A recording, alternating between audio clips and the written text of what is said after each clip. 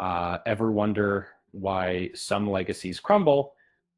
The franchise, once a beacon of self-aware horror, has a complicated history.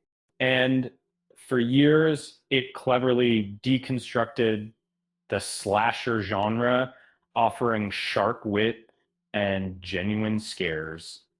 Um, but what happens when a series relies too heavily on its past? And so that's the question many are asking about the latest installment. So Doling Return on the Twitter, the kind of capital. The original wasn't just a horror film; it was a cultural reset. Its opening scenes remains iconic, setting a blistering pace and redefining the genre.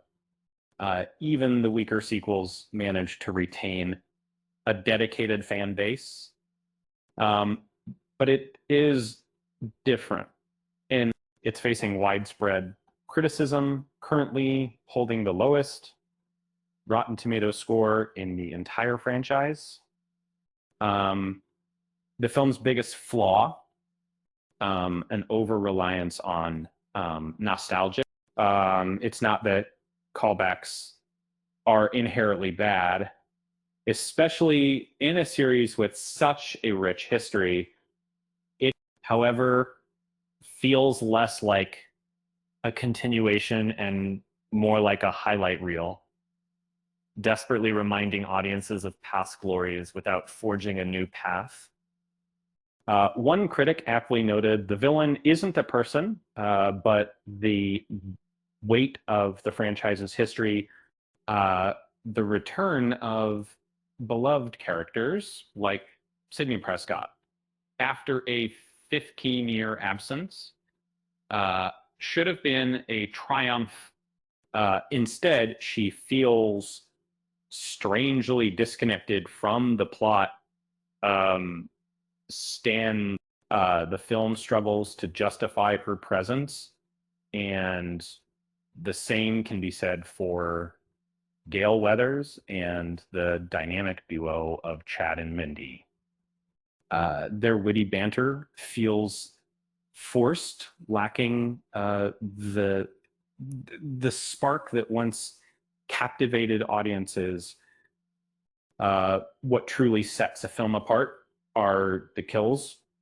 The original delivered shocking and inventive deaths, forever changing how audiences viewed the slasher genre. Unfortunately, falls flat in this department. Despite attempting to build a compelling mother-daughter dynamic, even that feels overshadowed by references to past victims, like the infamous garage door scene involving Tatum, creating the beyond the working and legacy. The new additions are largely forgettable. Tatum, the new character, is defined solely by her connection to Sydney's past. The supporting cast lacks depth of very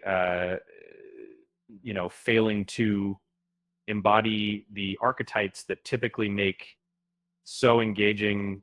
The film seems to misunderstand what made the meta humor so endearing in previous installments.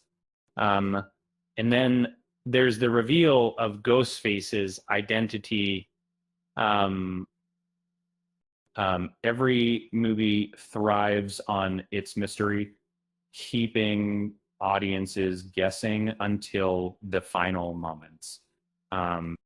This time, the reveal feels anticlimactic.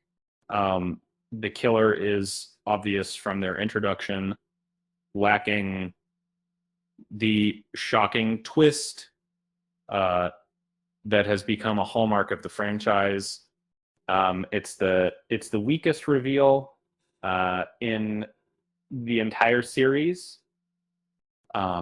It's a shame, really. And the franchise had so much potential.